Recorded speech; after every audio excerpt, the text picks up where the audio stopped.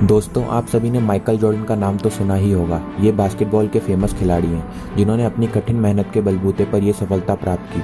आपको इनकी इस मोटिवेशनल स्टोरी से बहुत प्रेरणा मिलने वाली है। तो आइए शुरू करते हैं। माइकल जॉर्डन बचपन से ही अपने पापा के आज्ञाकारी बेटे थे। एक बार उनके पिता ने उनको एक टी शर्ट दी और कहा कि माइकल, एक टी शर्ट को बेच कर दिखाओ। माइकल कभी नहीं बोले कि पिताजी मैं ये काम नहीं कर पाऊंगा। माइकल गए और उस टी शर्ट को $1 में बेच कर आए। उनके पिता ने उनको शाबाशी दी और अगली बार फिर कहा, माइकल जाओ और अब की बार इसे $2 में बेच कर दिखाओ। माइकल गए, धूप में परेशान होते रहे लेकिन टी शर्ट नहीं दिखी। माइकल ने दिमाग लगाया और टी शर्ट पर मिक्स का फोटो किया और एक अच्छे स्कूल के बाहर खड़े हो गए जहां अमीरों के बच्चे पढ़ते थे। तभी एक बच्चे को वह टी शर्ट पसंद आ गई और उसके माता पिता ने उस बच्चे को वह टी शर्ट दिला दी। इसके बदले माइकल को $20 मिले। माइकल घर आए और पिता को $20 थमा दिए। पिता ने उनकी शाबाशी दी। कहानी का सबसे बड़ा मोड़, एक बार फिर उनके पिता ने उनको यही काम दिया लेकिन इस बार टी शर्ट $200 में बेचनी थी।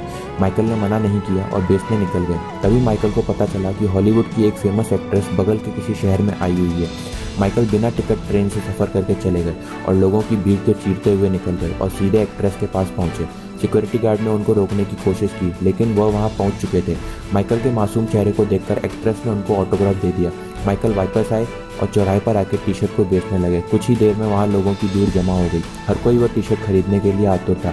किसी ने कहा $200, किसी ने कहा $500 और लास्ट में वह टी शर्ट माइकल ने $2000 में बेच दी। जब वह उनके पिता के पास आए तो पिता ने यह सुनकर उनको गले से लगा लिया और कहा, बेटा, तू दुनिया में बहुत नाम कमाएगा। तू जो चाहे वो कर सकता है। और आज माइकल जॉर्डन बास्केटबॉल की दुनिया का शहंशाह है। दोस्तों, माइकल की ये कहानी हमें ये सिखाती है कि हर वक्त बहानेबाजी करने से सफलता नहीं मिलती, बल्कि बहानों से आगे बढ़कर सोचने और अपनी बुद्धि का सही इस्तेमाल करके सफलता मिलती है। मुझे उम्मीद है आपको भी ये मोटिवेशनल स्टोरी अच्छी लगी होगी और अगर अच्छी लगी है तो मुझे कमेंट सेक्शन में कमेंट करके ज़रूर बताएं। तब तक के लिए जय हिंद, जय भारत।